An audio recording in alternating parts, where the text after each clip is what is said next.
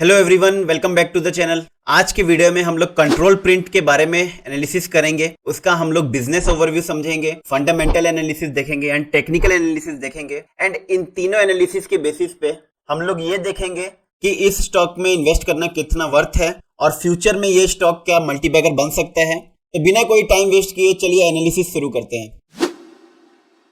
Control print 1991 में establish हुई और ये कोडिंग एंड मार्किंग इंडस्ट्री की टॉप कंपनीज में से एक है। मतलब कि कंपनी किसी भी प्रोडक्ट पर उसका आइडेंटिफिकेशन मार्क यानी कि बारकोड, ब्रांड का लोगो, प्रोडक्ट का डिस्क्रिप्शन एंड ऐसी ही कई सारी इंफॉर्मेशन प्रोडक्ट के ऊपर प्रिंट करती है। कंपनी का हेडक्वार्टर मुंबई में है एंड इसका प्रोडक्शन हिमाचल प्रदेश के नालागढ़ में एंड असम के गुवाहाटी में होता है। कंट्रोल प्रिंट का मिशन है high quality printing solution provide करना, जिसके थ्रू वो इंडस्ट्री की जरूरतों को पूरी कर सके। कंट्रोल प्रिंट का प्रोडक्ट पोर्टफोलियो काफी वाइड है और ये अलग अलग इंडस्ट्री को ध्यान में रखते हुए कस्टमाइज सॉल्यूशन प्रोवाइड करता है, जिसमें कि ये कंटिन्यूअस इंकजेट प्रिंटर बनाता है जो कि हाई स्पीड प्रिंटिंग के लिए परफेक्ट है। Then thermal inkjet printers high resolution printing के लिए परफेक्ट है। देन हाई रेजोल्यूशन प्रिंटर्स जो कि लार्ज एंड क्लियर प्रिंट्स के लिए यूज में आता है। Then thermal transfer overprinters बनाती है कंपनी जो कि पैकेजिंग मटेरियल्स पर हाई क्वालिटी प्रिंट के लिए यूज होता है। Then hot roll coders special coding requirements के लिए बनाती है कंपनी। देन लेजर प्रिंटर्स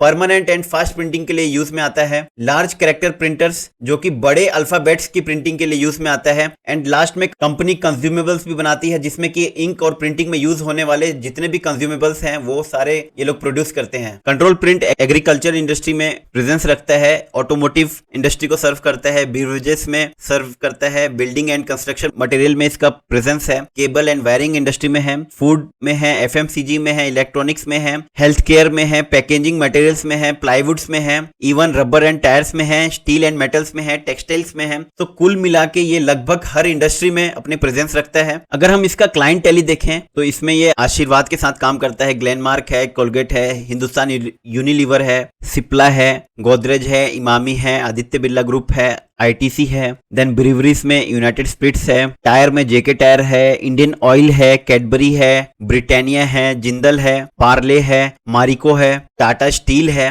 तो कुल मिला के इसके पास काफी बड़े बड़े क्लाइंट्स हैं। कंट्रोल प्रिंट का कोडिंग एंड मार्किंग इंडस्ट्री में लगभग 19% का मार्केट शेयर है। 33 इयर्स के एक्सपीरियंस के साथ कंपनी ने लगभग 19,500 प्रिंटर्स इंस्टॉल किए हैं and 1700 plus cities and towns में अपनी प्रेजेंस बनाई है। इसका 350 plus sales and service engineers का नेटवर्क है एंड ये 2700 प्लस पिन कोड्स को कवर करती है। एंड कंपनी का क्रेडिट रेटिंग क्रिसिल ने लॉन्ग टर्म के लिए ए स्टेबल दिया है एंड शॉर्ट टर्म रेटिंग इसका A1 है, जो कि कंट्रोल प्रिंट का फाइनेंशियल पोजीशन काफी स्ट्रॉन्ग शो करता है। कंपनी अपने फ्यूचर ग्रोथ के लिए अपने पोर्टफोलियो को काफी एग्रेसिवली एक्सपेंड कर रही है। ये न्यू टेक्नोलॉजीज को अडॉप्ट कर रही है, इसके लिए काफी सारे एक्विजिशन कर रही है इंडिया में एंड ग्लोबली। इंडिया में कंट्रोल प्रिंट ने लिबर्टी केमिकल्स को एक्वायर किया है 100% होल्डिंग्स के साथ। देन इसने रिसेंटली 25 अगस्त 2021 को इनोवेटिव कोड्स को भी एक्वायर किया है 80% होल्डिंग्स के साथ में। देन कंपनी ग्लोबली भी एक्विजिशन कर रही है, जिसमें कि इसने कंट्रोल प्रिंट बीवी नेदरलैंड्स में 100% होल्डिंग के साथ में जून 22 में एक्वायर किया था। फर्दर ये नेदरलैंड में मार्क प्रिंट बीवी को भी एक्वायर किया इन्होंने। इनिशियली इसने 75% होल्डिंग्स के साथ में जुलाई 22 में एक्वायर किया था, लेकिन उसके बाद में जैन 24 में एंड अगस्त 24 में 10% होल्डिंग्स को इंक्रीज करके करंट होल्डिंग इस कंपनी में लगभग 85% का हो गया है। इसने कोडेलॉजी ग्रुप को यूके में एक्वायर किया है एंड इसका होल्डिंग उसमें लगभग 51% का है एंड इसने ये फेब 24 में एक्वायर किया था। इसके साथ साथ इसने इटली में भी कंट्रोल प्रिंट इटली एसआरएल को एक्वायर किया एंड इसमें इसका होल्डिंग लगभग 100% का है एंड इसको भी इसने फेब 24 में एक्वायर किया। सो कंपनी ने रिसेंटली काफी ज्यादा एक्विजिशन किए हैं एंड इस एक्विजिशन के साथ साथ ये अपने प्रोडक्ट में thermal inkjet printers and high resolution printers में अपना इन्वेस्टमेंट इंक्रीज कर रही है। इसके लिए ये नए टेक्नोलॉजीज अडॉप्ट कर रही है। कंपनी ने high quality testing labs establish की है, जिससे कि प्रोडक्ट की क्वालिटी इंप्रूव हो सके। ये फ्यूचर में अपने प्रेजेंस को और ज्यादा वर्ल्ड वाइड फैलाना चाहते हैं और नए मार्केट में एंट्री लेना चाहते हैं। सो कुल मिला के control print coding and marking industry का एक स्ट्रॉन्ग प्लेयर है, जो अपने diverse product portfolio, robust distribution network and innovation driven approach के साथ फ्यूचर ग्रोथ के लिए स्ट्रॉन्ग पोटेंशियल रखता है। सो कंट्रोल प्रिंट का मार्केट कैप लगभग 1170 करोड़ का है एंड ये करंटली 732 के प्राइस पे ट्रेड कर रहा है। इसका PE 23 है एंड ROCE 23.6 है एंड ROE 17.4 है। कंपनी बिल्कुल डेब्ट फ्री है। अगर हम इसका सेल्स ईयर ऑन ईयर देखें तो वो हमको चार्ट के थ्रू दिख रहा है कि सेल्स काफी अच्छे से इंक्रीज होके आ रहा है एंड यहाँ पे सेल्स एंड एक्सपेंस के बीच में ईयर ऑन ईयर काफी अच्छे से गैप हमको बढ़ते हुए दिख रहा है। दैट मीन्स कंपनी सक्सेसफुली अपना ऑपरेटिंग प्रॉफिट बढ़ाने में एबल है एंड हमको इसके सेल्स के फिगर में कोई वोलेटिलिटी नहीं दिख रही है। ऐसा नहीं है कि वो सडनली काफी ज्यादा बढ़ के आता है देन सडनली गिर जाता है। ये continuous year on year steady growth कर रहा है। ऐसा ही हम लोग इसका EPS अगर ईयर ऑन ईयर बेसिस पे देखें तो वो भी हमको ग्रो करते हुए दिख रहा है। जो मार्च 20 में लगभग 16 करोड़ के आसपास था वो अभी मार्च 24 तक वो 34 करोड़ के आसपास का हो गया है। सो लगभग EPS में डबल से भी ज्यादा का ग्रोथ देखने को मिल रहा है। ऐसे ही अगर हम लोग शॉर्ट टर्म व्यू में देखें तो सेल्स का फिगर भी यहाँ पे हमको दिख रहा है। क्वार्टर ऑन क्वार्टर बेसिस पे भी सेल्स इंक्रीज होके आ रहा है एंड यहाँ पे भी ये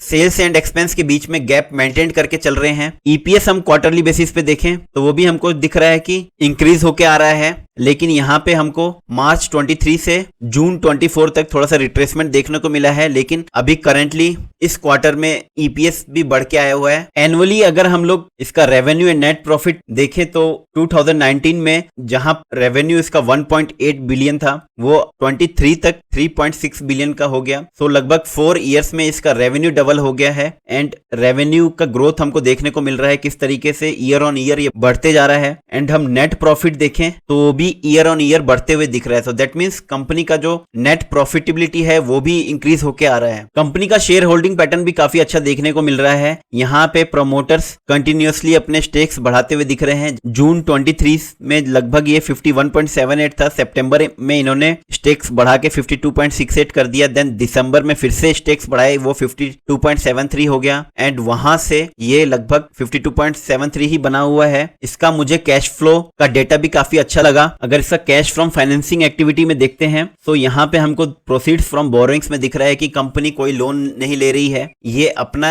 एक्सपेंशन एंड इन्वेस्टमेंट खुद ही मेंटेन कर रही है कैश फ्लो से। देन डिविडेंड्स अगर देखें तो मार्च 21 में जहां इन्होंने लगभग 6.5 करोड़ का डिविडेंड दिया था वो इन्होंने डबल करके लगभग मार्च 24 में 14.5 करोड़ का डिविडेंड दे दिया। सो लगभग 3 इयर्स में इन्होंने जो डिविडेंड है वो डबल कर दिया। अगर हम सेम चीज प्रॉफिट फ्रॉम ऑपरेशन में देखें तो मार्च 21 में जहां प्रॉफिट 48 था वो मार्च 24 में लगभग 87 हो गया। सो यहाँ पे प्रॉफिट भी हमको डबल देखने को मिल रहा है। इस वजह से इन्होंने डिविडेंड भी डबल कर दिया है। सो इससे ये पता लगता है कि अगर ये कंपनी प्रॉफिट करती है तो ये डिविडेंड भी डिस्ट्रीब्यूट करती है। अगर ये फ्यूचर में बहुत बड़ी कंपनी बन जाती है और बहुत ज्यादा प्रॉफिट जनरेट करती है अपने कोर बिजनेस से, तो ये फ्यूचर में डिविडेंड भी उसी तरीके से दे सकती है। सो ये सारा पैरामीटर्स मिला के इसका जो फंडामेंटल रेटिंग है वो 9.3 है और ये काफी ज्यादा फंडामेंटली स्ट्रॉन्ग कंपनी देखने को मिल रही है। हो सकता है फ्यूचर में इसको इसके इन्वेस्टमेंट से जब प्रॉफिट और ज्यादा होने लगे तो ये रेटिंग्स और ज्यादा इंक्रीज होके दिख सकता है।